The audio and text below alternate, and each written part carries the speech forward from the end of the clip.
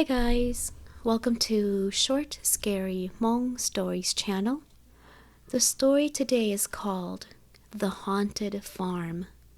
If you like my content, please like and subscribe and share my videos with your friends and families. With that being said, let's begin. I've always been a particular man, someone who prefers to solve problems with my hands rather than my imagination.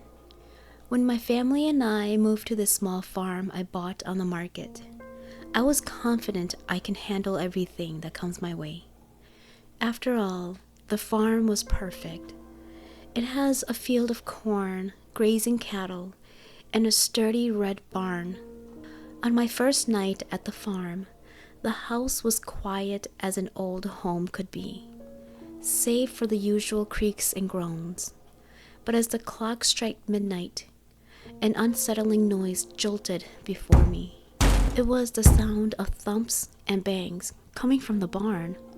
I thought it might be a stray animal or something loose, so I got out of bed and went outside.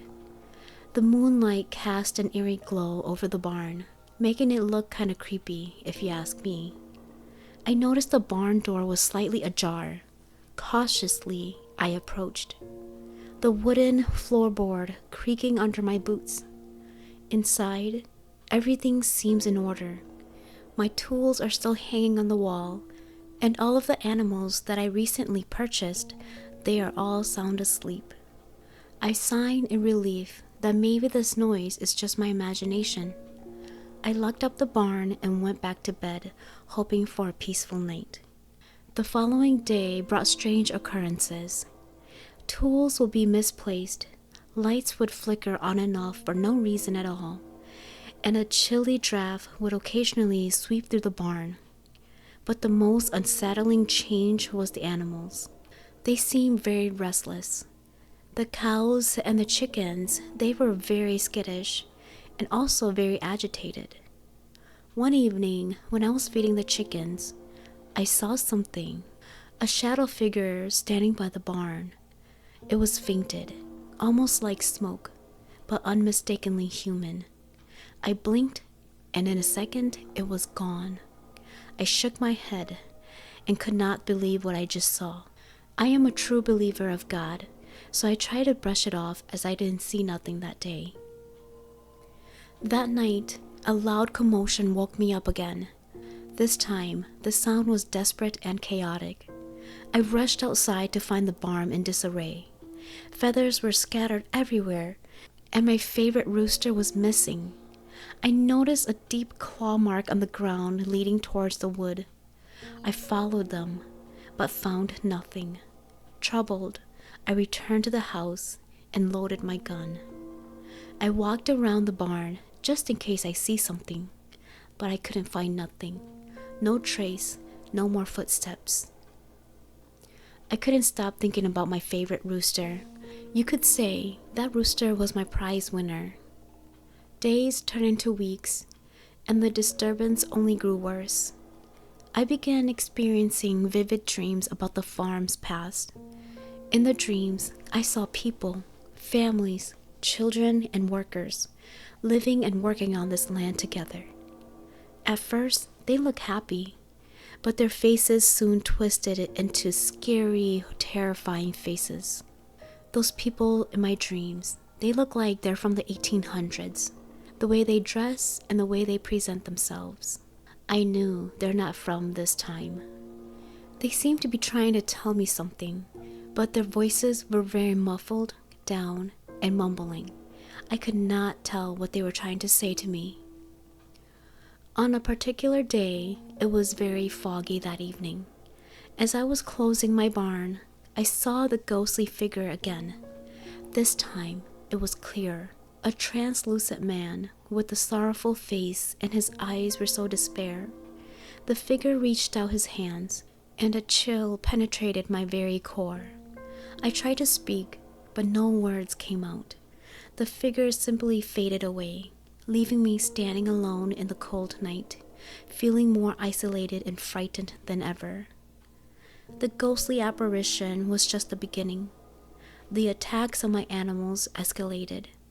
I found my cows injured, with deep lacerations that seem impossible for an animal to inflict. The chickens once again used to be peaceful, but became very skittish and refused to enter the barn. No matter how much I tried to chase them, they would not enter the barn. It seems like they are frightened or scared of something inside the barn. One morning, I discovered the barn's water has been turned over. Determined to get to the bottom of this, I set up cameras around the barn and the field. I hope to capture some evidence of what is going on around my farm. As night approached, I watched the footage from my bedroom, expecting to see nothing but emptiness, darkness. Instead, I was greeted with disturbing scenes. The shadowy figure appeared multiple times, moving through the barn and field. There was also flashes of straight light and unexplained movements. Frustrated, I decided to dig into the history of this farm. I visited the local library and discovered that this farm had once belonged to a family who had mysteriously disappeared nearly 100 years ago. Rumors of curse and hauntings have been surrounded this farm ever since, in which I was never told when I bought this place. Records reveal that this family had been involved in a series of tragic events, including the deaths of the children and the loss of the livestock under mysterious circumstances. As I dig deeper, I found old newspaper clippings about this farm. The final article was particularly haunting. It describes how the last member of the family that owned this farm was found dead under weird circumstances, with no clear explanation of the cause of death. Armed with this knowledge, I decided to confront the ghostly appearance. I prepared a small ritual to see if I can put these spirits to rest. That night, I set up candles and placed offers of food in the barn. I spoke aloud, apologizing for any harm the farm's passing might have caused, and asked the spirits to go in peace. As I finished the ritual, the temperature in the barn dropped dramatically. My breath became visible in this cold air. The shadowy figure appeared again, more distinct than ever. This time, it was clear that the figure was reaching out, not in an angry but in a depressing way. I tried to communicate, but the figure seems trapped. The candles flickered and went out, plunging the barn into darkness. When I relit them, the figure was gone. I felt a profound sadness, but also a sense of relief. The air in the barn seems lighter, and the oppressed atmosphere has lifted, if only slightly. The following days were tensed. The disturbance lessened, but the sense of unease remained.